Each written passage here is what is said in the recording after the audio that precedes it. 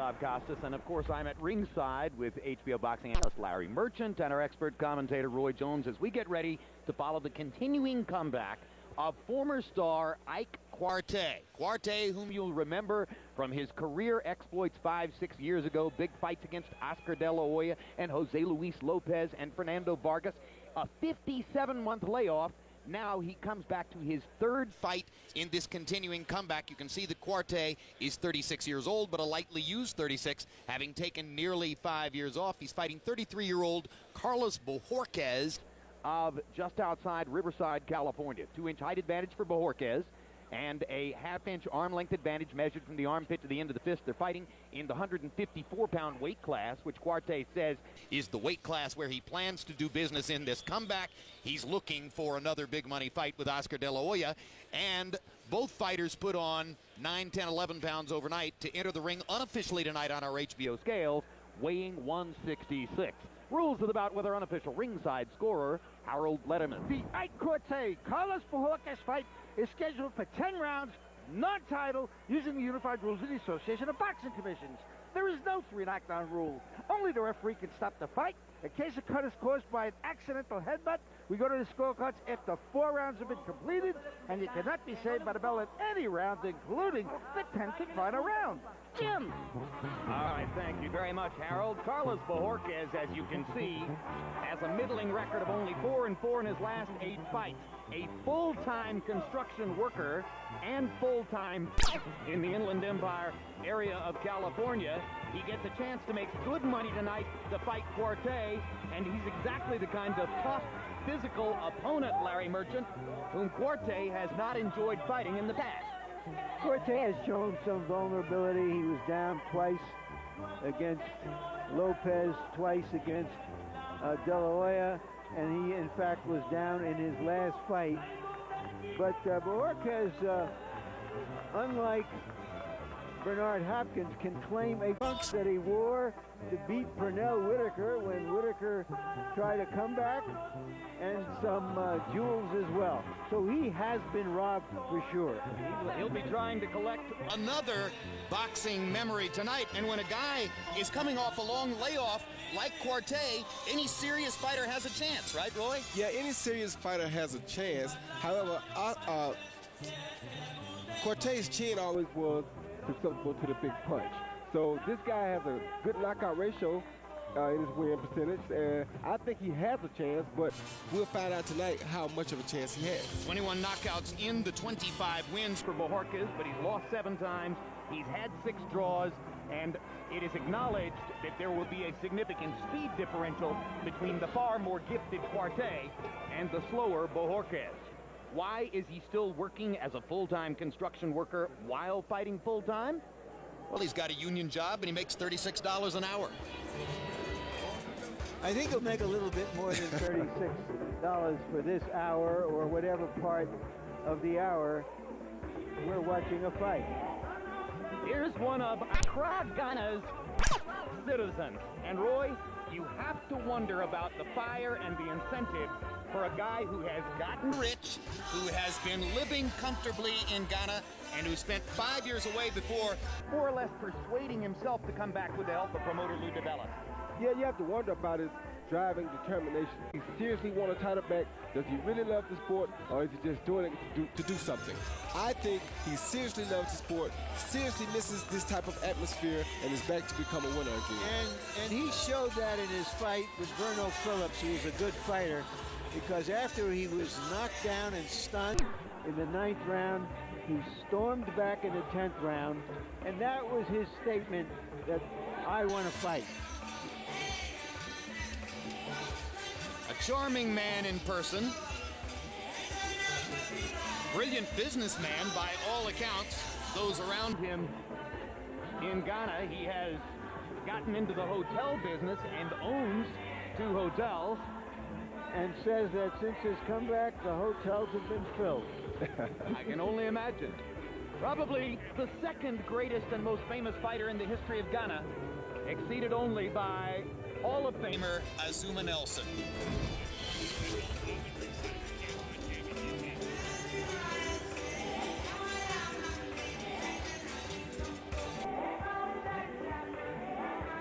So Ike Bazooka Cuarte against Carlos Bojorquez. Let's go to Michael Buffer for the official introductions. Ladies and gentlemen, good evening and welcome to the Mandalay Bay Resort and Casino of Las Vegas, Nevada, where tonight DeBella Entertainment and Golden Boy Promotions is proud to present an evening of world-class professional boxing for your entertainment. Sponsored by Rockstar Energy Drink. Party like a rock star. And IceLink exquisite timepieces. Presented in association with HBO Pay-Per-View. Sanctioned by the Nevada State Athletic Commission. Chairman Skip Avancino Jr., Commissioners Dr. Tony Alamo, John Bailey, Joe W. Brown, and T.J. Day, Executive Director Mark Ratner. Physicians at ringside are Dr. William Berliner, Dr. Jeff Davidson, Dr. Rodney Corson, and Dr. Todd Chapman. Timekeepers at the bell and counting for the knockdown seconds will be James Cavan and Steve Esposito. The three judges assigned to ringside scoring this bout on the 10-point system are Carol Castellano, Bill Graham, and Jerry Roth. And when the bell rings, your referee in charge of the action, Joe Cortez. And now, ladies and gentlemen, from the Mandalay Bay of Las Vegas, let's get this party started. 10 rounds of boxing in the light middleweight division. Introducing first, fighting out of the blue corner, wearing white with silver, official weight 157 pounds. His professional record, 25 victories, including 21 knockouts, with 7 defeats and 6 bouts even. From Mira Loma, California, here is the IBA light middleweight world champion, Carlos El Elegante Bojorquez. And his opponent across the ring, fighting out of the red corner, wearing blue with white, official weight 155 pounds. His professional record, an outstanding one, 36 victories, including 30 knockouts, with only 2 defeats and 1 draw. From Accra, Ghana, the former welterweight world champion, Ike Bazooka Cuarte.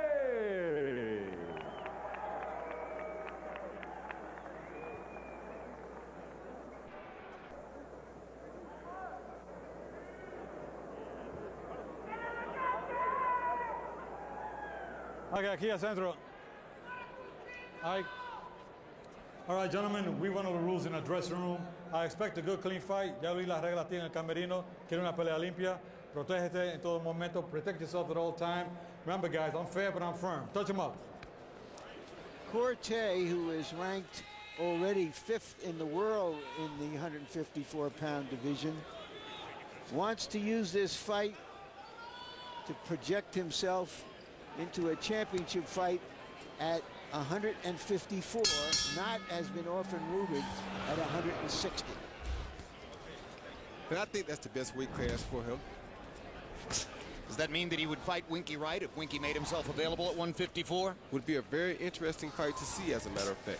And one reason is that they were friends actually in Paris when Winky was fighting in Europe, and he was coming up in Europe as well. And in fact, Winky's current style is a little bit sort of like his. You know, with the 2 hands held high, he's a little bit more aggressive, Cuarte, but maybe something rubbed off on Winky. It'd be an interesting fight because they jabbed from the same side, and both guys would be trying to take the other guy's jab away. Incidentally, Bojorquez is slow enough that at his peak, when he was really great, Cuarte would have taken this kind of fighter apart with his jab and his jab alone. Well, it looks like he's doing that now at the early part of this round. Bojorquez trying to get to the body, and there's the jab, which you've already seen Cuarte throw upwards of 20 times. Bojorquez is using his jab also. From a punch. Some say don't jab with the jabber. Some say go ahead and use yours. It's one way to take it away. Definitely neutralizes the combinations of the other fighter.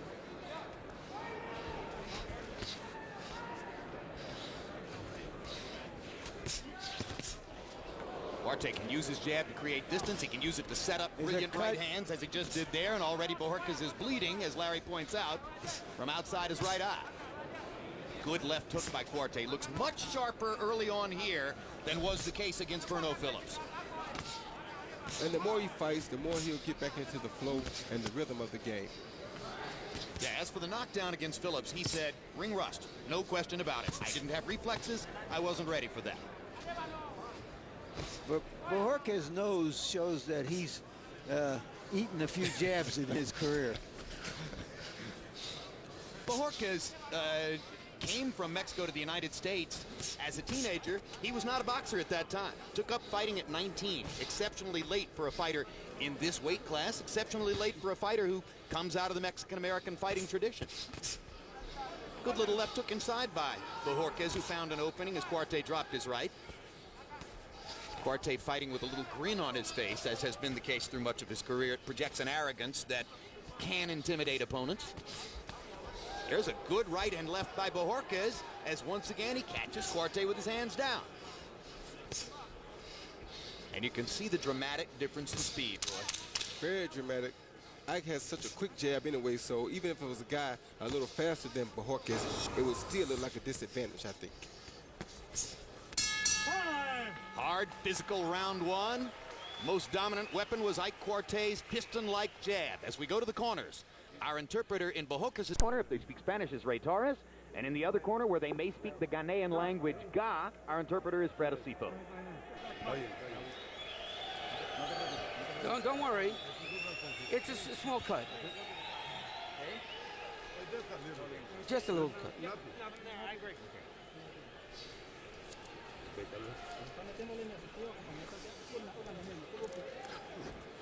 I see you're throwing your jabs very nicely, but it's a little slow.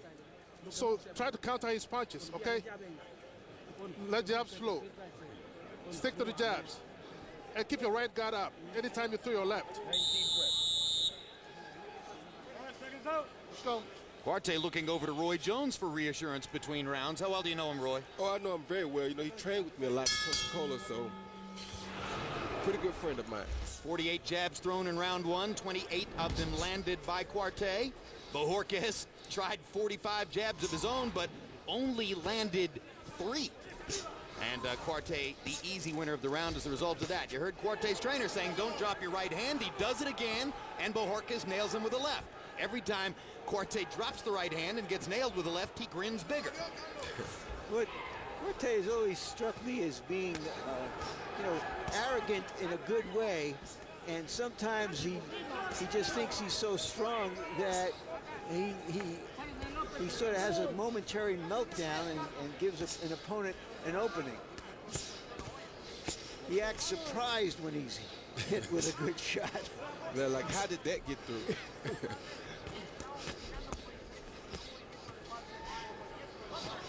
Well, it'd be particularly surprising to him if at any point he's hurt by a fighter with hand speed as deficient as that of Bojorquez. But on the other hand, as I said, Bojorquez is a hard guy, sturdy, tough, durable. He's going to keep coming, and Quartey doesn't like pressure. And out of 25 wins, he does have 21 knockouts, so obviously there is a little power behind those slow punches. Good left hook there by Quartey. He can hook off the jab, too. Hard right hand lead by Quartey. Well done. Beautiful counter over the top of Bojorquez's jab.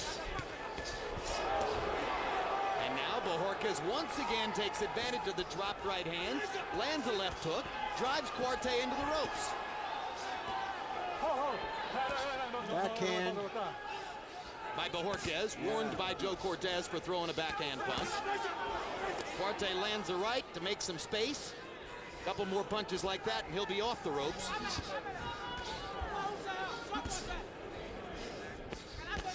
And now a good jab and straight right hand by Bojorquez.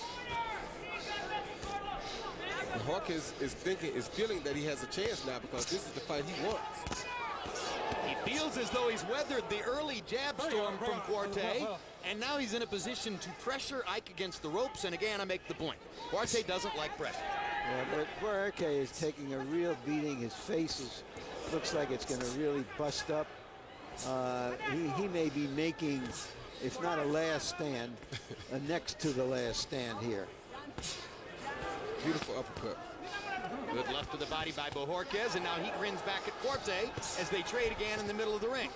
Quartey's landing that right-hand counter more and more frequently now. Good uppercut by Quartey. Another good uppercut. Misses with the third one. It's becoming a brawl.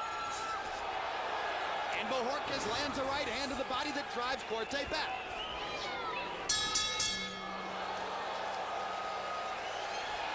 Bojorquez staring Quartey down as they disengage from a wildly entertaining round. I drop that left hook after you hit him with that right hand. Come right back with the left hook.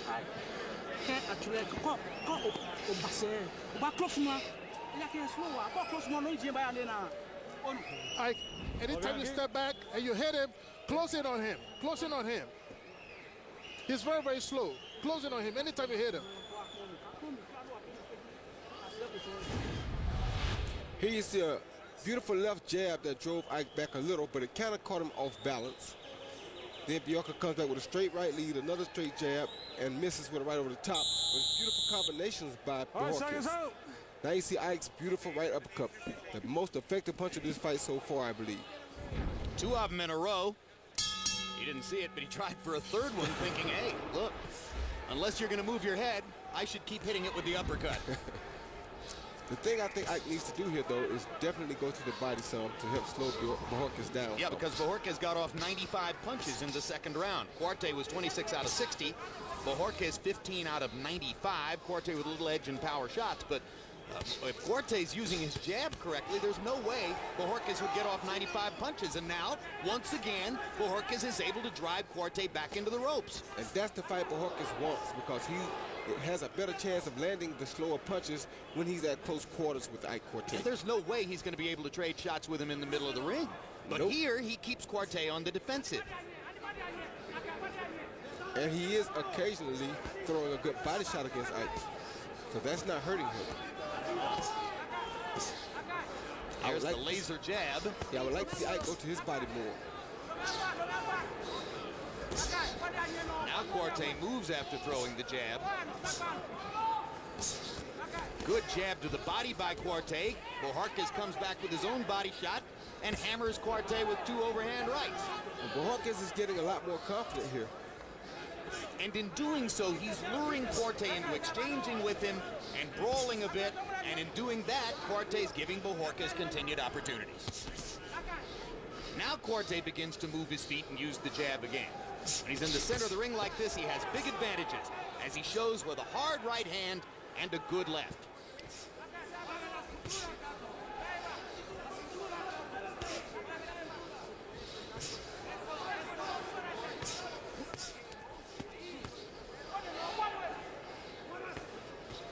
Bojorquez is feeling like he's in this fight now, Jim, and it's becoming a very interesting fight as we get further into it. There's such an arrogance in Ike Quartey. I think in some past fights he's had difficulty acknowledging to himself that the competition is as close or as heated as it is. Against Fernando Vargas, he seemed to believe that he ought to be able to own Vargas because of the difference in experience. But Fernando fought a smarter fight, and it was Quartey who faded down the stretch. Now Ike lands a right hand, and Bojorquez feels as though he can take what Quartey throws. Just keeps coming. Yeah, Quartey landed a beautiful right uppercut there. And Bojorquez did go to the body again, which is what you want to see. I would like to see Ike go to the body a little bit more, though.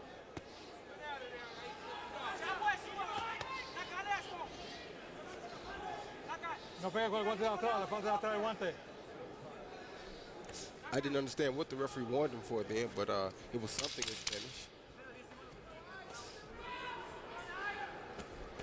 I'm wondering if Bojorquez might have tried another backhand punch. He has a habit of just letting his hands go and throwing when Quartey's on the ropes because he wants to fight that fight.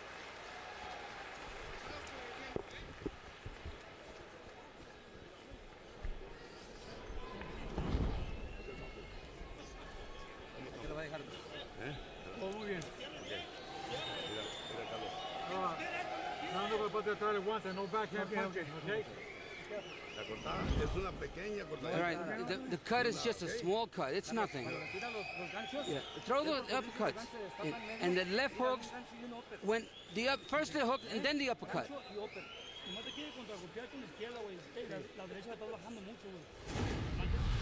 He see Bojorquez on the attack here. He lands a beautiful left uppercut, followed by an overhand right. And it's just, you don't want to see Ike stay against the rope and take those kind of punches. Those are the type of punches that makes Bojorquez think that he's back in the fight. Is it ring rust that is keeping Quartey from elevating himself past Bojorquez in this fight? And what must Quartey do to reestablish the dominance he had in round one? I don't think it's ring rust. I think it's the style of fighting, and I think this guy is has a very difficult style for Ike Quartey. And to reestablish dominance, he must use that jab that he started out using here. He can't let him fight against the ropes. Quartey's 87 total connected punches in the fight so far, 57 are jabs. So in power punches, it's fairly close. But there is what happens when Quartey uses the jab properly to set up clean shots against Bojorquez. Harold, how do you have it into the fourth? Okay, Jim, 3 rounds to nothing. 30-27, Ike Bazooka Quartey. Jim, I tell you something, rounds 2 and 3 were close, but Ike pulled it out with that jab. It's a very accurate jab. Now, let me answer your question. To be perfectly frank, I think that Ike Quartey is going to get more than he should get hit because basically he's a straight-up fighter. He doesn't bob weave. He doesn't bob much. He doesn't weave much. He's basically got that European style, and that's why a slow guy like Bojorquez can hit him. Your take on that, Roy? I agree with him as far as the straight-up fighting style goes, but he does move left and right a little bit, just not as much as he should. So is it because of that straight-up fighting style in part that his jab is so effective? Yeah, it is because of that too. However, it hurts him when he fights an opponent such as this guy because this guy can put punches on him that he shouldn't be able to put on him.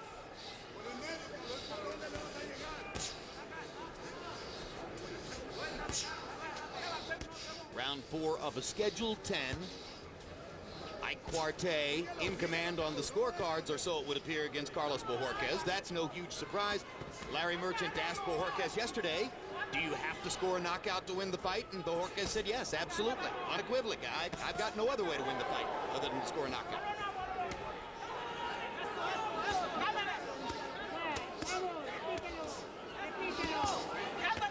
Now, once again, Ike Quartey, as has been the case frequently in rounds 2, 3, and 4, pinned against the ropes, giving the slower Bojorquez a chance to land at close range.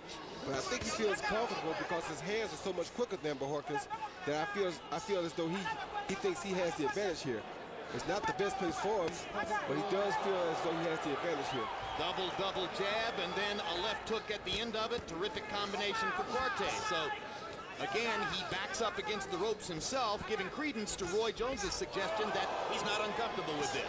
Not at all. Starting to put more punishment on Bojorquez, as was the case in round 1.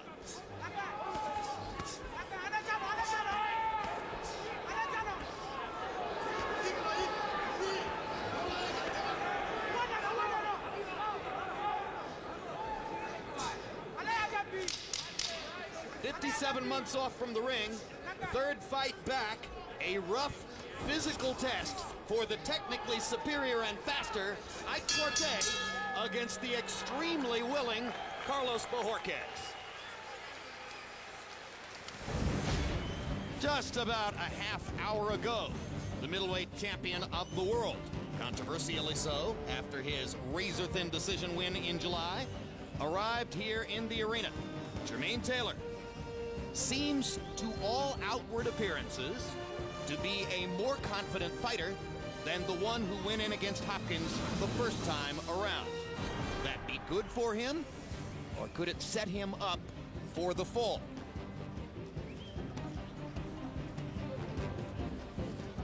Some have suggested that Jermaine Taylor may have been changed by the privileges, the good life, the fat city element of having been world champion for the last 4 months. For his part, the small town boy from Arkansas says, who are they kidding? Money won't change me. He had a great quote, Roy. He said, now when I go out in Little Rock or Hot Springs and anywhere in Arkansas, I can't pay for my dinner. I guess they don't think I have any money.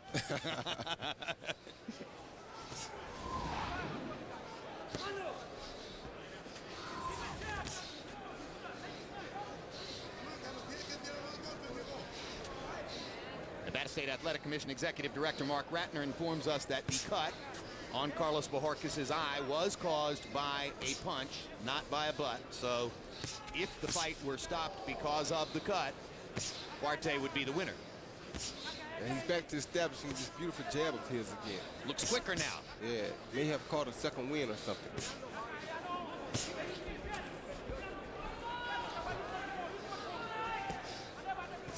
There's a metronome quality to the way Cuarte fights when he's going well. Jab, jab, jab, jab. The same stuff over and over. It's so good you can't stop it. And there are some of the beautiful body shots that I've been expecting to see from him earlier. But the predictability of his pattern and his attack can operate against him in the late rounds of close fights. In his fight against Jose Luis Lopez, he was utterly dominant for 7 or 8 rounds until Lopez suddenly discovered that he could land the left hook straight right cross combination. Having learned that, he landed it over and over and over as Cuarte wasn't able to adjust. Good right hand, 2 left hooks to follow. Straight right hand again by Cuarte. And again, the hand speed advantage totally available and apparent between these two men. It's abundantly clear now, Roy, that Cuarte is backing into the ropes deliberately because he's happy to fight there. Yeah, and he can see everything that Bojorquez is throwing. He can hit Bojorquez anytime he feels like it. I don't think he has no respect for Bojorquez's punching power, so I think he feels safer on the ropes than he does in the middle of the ring. Coming back from a 57-month layoff, 3rd fight back. Good to be in a rough physical encounter? Definitely. Helps you get rid of some of the ring rust. Makes him do things that he's not expecting to have to do in a regular fight. Bojorquez has some chin. A heck of a chin. I mean, he's definitely outclassed here, but he's taking some very big punches. Legs are not even buckling at all. Cuarte may get a TKO, but it seems increasingly apparent he's not going to easily be able to put Bojorquez on his back. Well, the referee is looking at Bojorquez now. I think he's worried about Bojorquez. Oh, that was a tremendous right hand inside by Cuarte. Bojorquez keeps on throwing. He's not going to quit. Look at Joe Cortez get down in a wide stance with his head between the 2 fighters to get the closest look possible. Cuarte hammering the bloody left eye with straight, short right hands inside, and Bojorquez wobbling a bit as he goes back to his corner. And I think that was set up by those 2 big body punches that he landed early.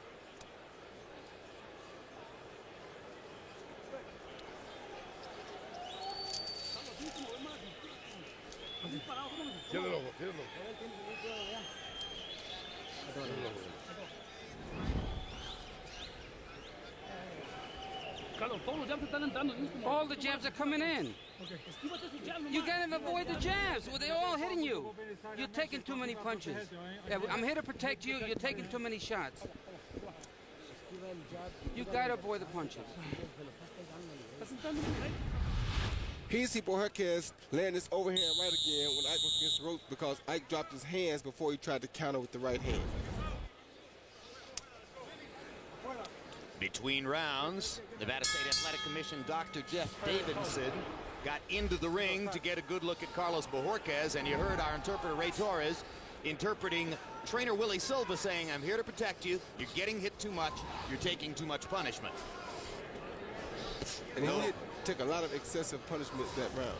Well, you've been clamoring throughout the fight for Cuarte to throw the body punches, and as you pointed out, those 2 body shots earlier in the round set up a landslide round for Ike. Oh, look at the right hand counter.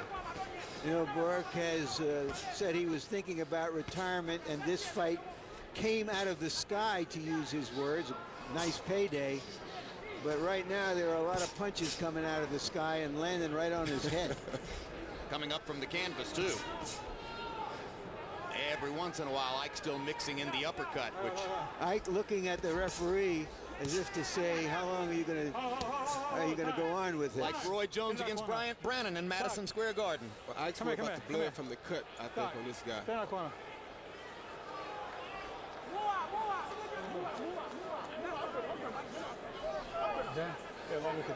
There you go? Yeah, okay. Hold on. Okay, time in.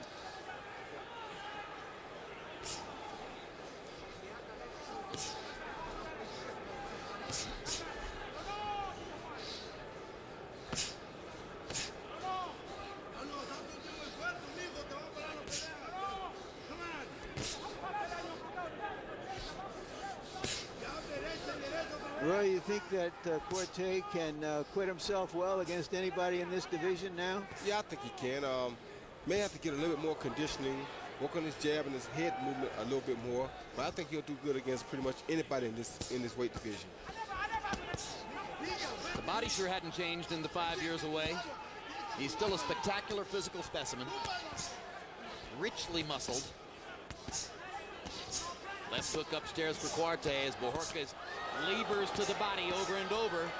Bojorquez trying to make the one last stand again here, and Joe Cortez getting down on the canvas for a good look as Corte continues to hammer Bojorquez with short right hands inside. If Cortez doesn't stop it, I think maybe the corner will. Unless something dramatic happens here in the last 45 seconds. Well, 2 ring doctors have looked at Bojorquez in the last 5 minutes. One on each side of the ring. And I really think he's starting to wear down a little bit now because he's taking a lot of shots from Ike, but his face is starting to show the effects. Beautiful double hook by Ike Cortez. His will isn't going to wear down, though. He's here for the duration, whatever it produces. Sometimes in this sport, the wheel isn't the best thing for you.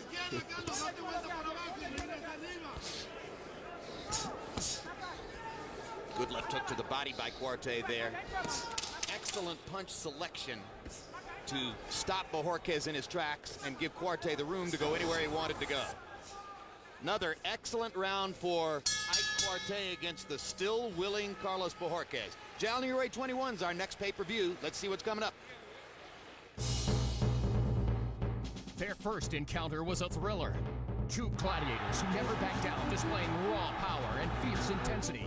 Now, 3-time world champion Erik Morales and 2-time world champion Manny Pacquiao are ready to do battle again. Morales, Pacquiao 2 in a 12-round championship bout. Saturday, January 21st, live on pay-per-view. Contact your pay-per-view provider to order. Morales, Pacquiao 2. Round 13 begins now. Okay, we're going to go and continue because you're still okay. Yeah, but you're walking too straight. Move around, and the jab.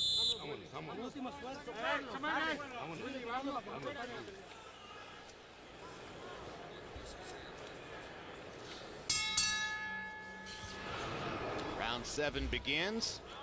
And maybe Bojorquez's corner is hoping that somehow this hard pace will get to Corte, but they're a little too brave for my taste. Harold, how do you have it through 6? Jim, 6-0, 60-54. Ike Bazooka Corte, based on clean, effective punching. I got to tell you something, Joe. Jim, Joe Cortez is definitely Joe Slick. At the end of round 5, he had the doctor in the blue corner, and the doctor wouldn't stop the fight. So in round 6, when he called time and he wanted to get the doctor in, he took Carlos Bojorquez to the red corner to get a different doctor. But unfortunately, that doctor didn't stop it either. 6-0, Corte. So you think that Joe Cortez was literally shopping for a doctor to stop the fight? No question about it. Well, he's tried 2 out of 3. Well, he got a second opinion. That's all you can do. Back in the days when he sat in your chair, Roy Jones, George Foreman was quite unequivocal over and over in saying that Joe Cortez was the world's best referee. What's your impression of it? I agree with him. I think he's one of the best referees that I've seen in my time. He definitely cares about the care of the boxer, and he doesn't worry about what people think about him and his decisions. He's more out there to protect the fighters, and I think that's a brilliant thing. The paradigm of what a referee should be. However, some of us are stubborn and hard-headed and don't want to really be protected. And there have been fighters in the sport who have said, well, Cortez is of Hispanic extraction, so therefore, of course, he's going to bend over backward to favor the Latino fighter. Logic tells you, of course, that Joe would do exactly the opposite, if anything. Yep. This is not a contest anymore, really. It's an exhibition to see how far Corte can come during the course of the fight. Yeah, and Bojorquez doesn't show any signs that he could stop Corte, so I don't know why this fight would go on beyond this round. Well, if Ike keeps digging to the body like that, it wouldn't go on beyond this round. Chopping right hand over the top from the grinning Cuarte.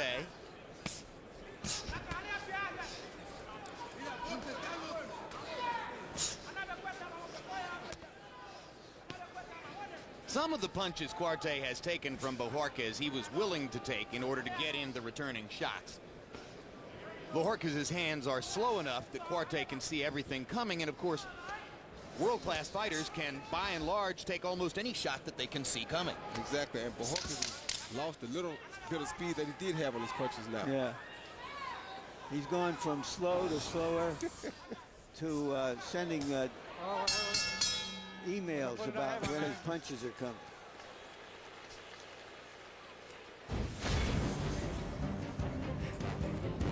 Here is Bernard Hopkins wearing the headset in his own world as he arrived after Jermaine Taylor. Hopkins has clamored long and loud about the injustice of the decision that went against him in July and has used that partially as his motivation to get ready for this fight. But those who know Hopkins and have observed him over the years have absolutely no doubt that part of the uproar has been aimed at influencing judges to give him the benefit of the doubt tonight. Roy, will it work? I think it'll work. But I don't think it will come down to that. I think somebody's going to come out, be dominant, and win this fight all outright.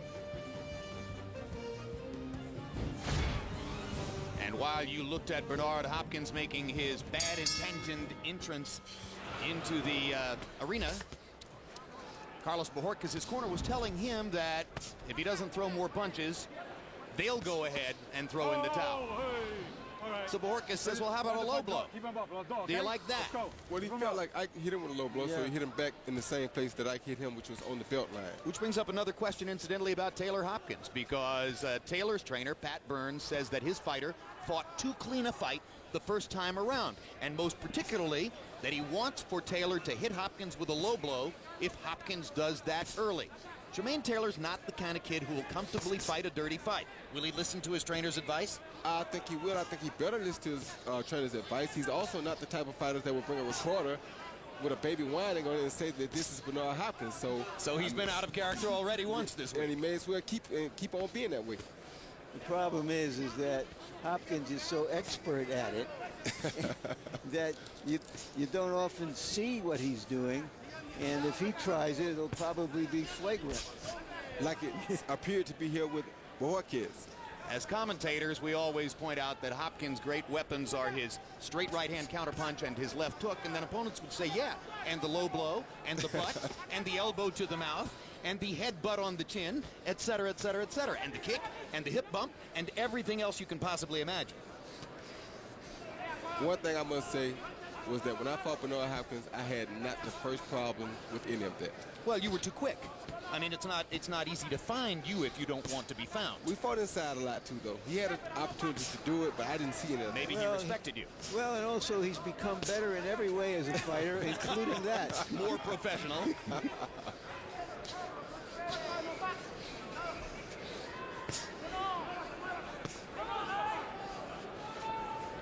The reason we're talking about Taylor and Hopkins is because round 8 of Cuarte Bojorquez is exactly like most of the 7 preceding rounds.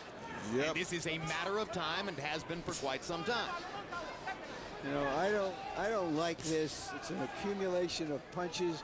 They don't call Cuarte bazooka because he goes out on a firing range. It's because he has a jab that's like a bazooka. It's a hurting punch, and he's hit his opponent 100 times with it at least. I think they're just making Bojorquez earn his keep tonight.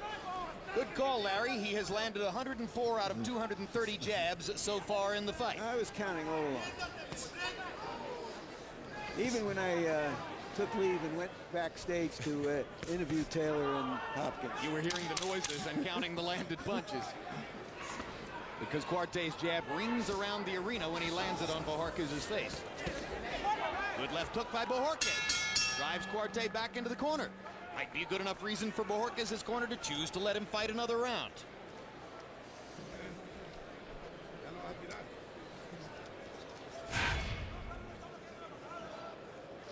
Give me some water.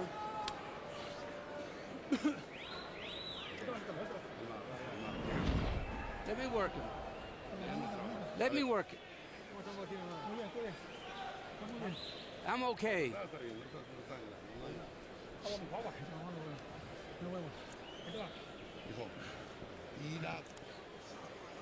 Ike, you're very, very sharp. Let him miss. Let him miss. Okay? And stick to the jabs. Stick to the jabs. Ike, can you hear me? Ike.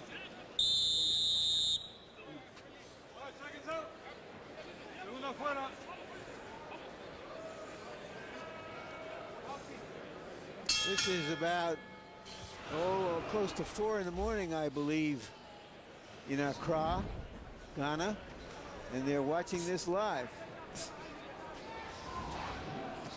On the flat screen televisions in Quarte's 2 hotels. And I'm sure they're playing it there.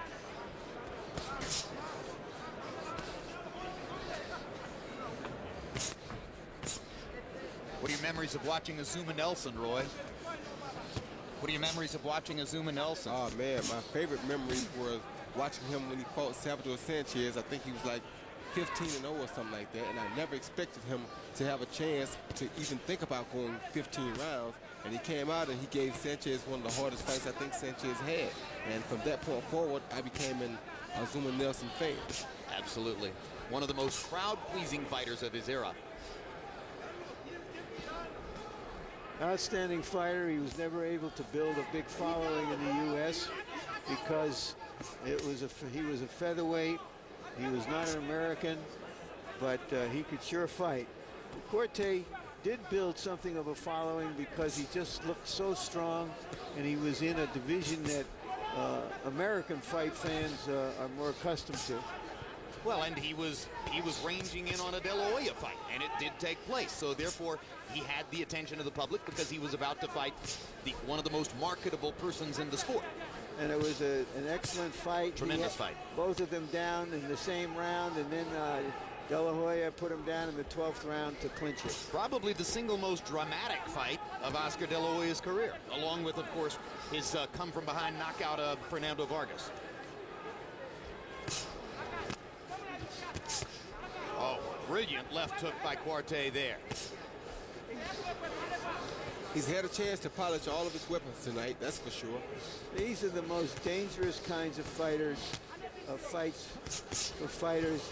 Just an accumulation of blows, clean shots to the head, now for almost 9 full rounds. Well, we were here, of course, for the Levander Johnson experience, and which led to the demise of Johnson in a fight where the opponent was strong enough to continuously hurt Johnson, but not strong enough to put him away. Jesus Chavez that night.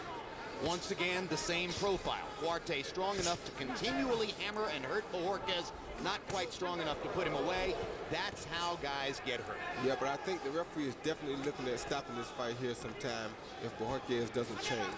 He's watching very close. He's been watching for 3 or 4 rounds, and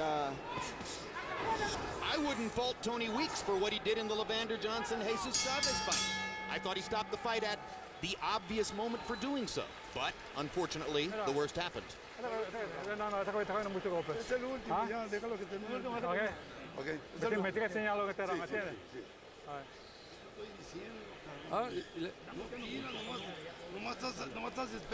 You're just waiting.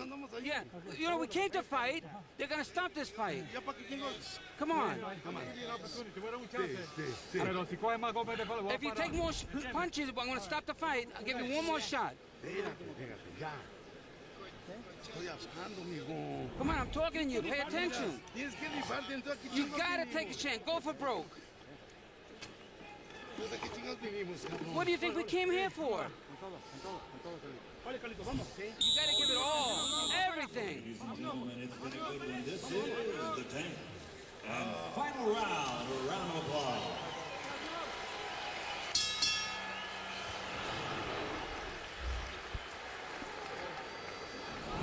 An utterly superfluous 10th round, a round that does not in any way need to take place, will now unfold before us so that Ike Quarte can spend another 3 minutes hammering Carlos Bojorquez. Perez implored the corner. Cortez. I'm sorry, Cortez implored the corner to stop the fight. They argued against it, and he went along with them. Well, they explained the situation to Bojorquez, and he said he wanted to keep going, so... Hey, Levander Johnson wanted to keep going, too. Yeah, you know, there's a time when the adults have to take over. If he gets caught with as many punches this round, I think the adult will stop the fight. Well, it'll be the end of the fight. Got to give these guys credit, though, for wanting to finish the fight. Absolutely. I mean, look, let's not denigrate Bojorquez. You make a great point, Roy.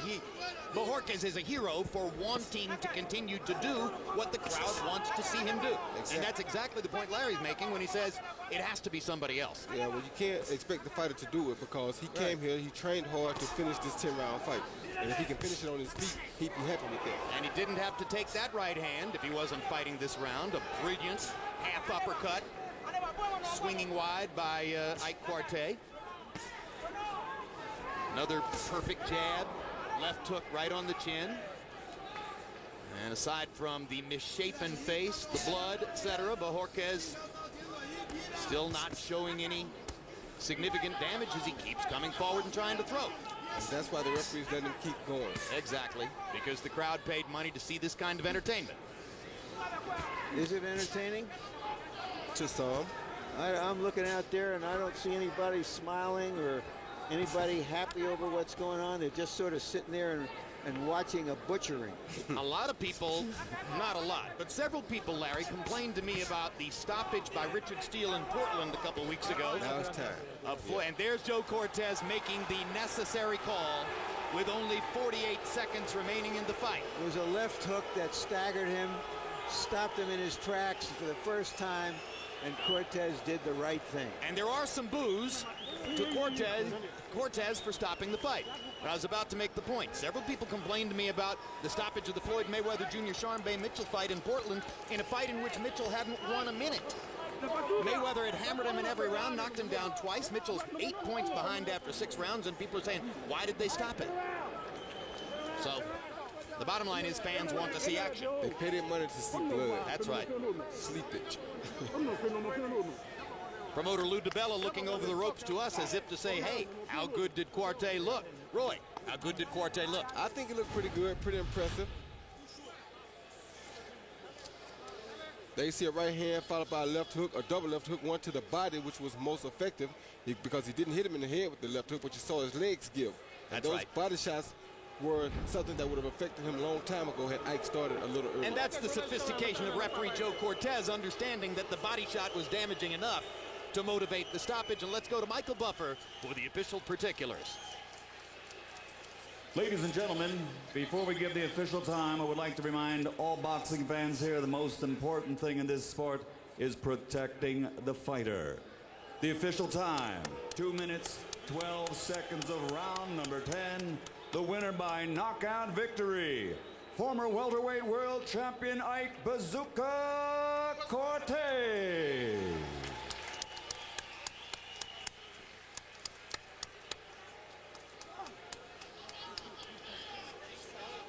Computers will show the dominance of Ike Quartey and specifically show the brilliance of his jab. He lands 269 punches, 195 more than Bojorquez. Bojorquez, who never stopped letting his hands go, actually threw 269 more punches than did Quartey. But look at the connect percentages. Comical, really. Quartey landing at 51% and Bojorquez landing fewer than 1 out of every 10 of all those punches that he threw. Power punches, Quartey 141 out of 251 for 56%. Bojorquez 56 out of 418 for 13%. That means he landed his jab at a significantly lower rate than that.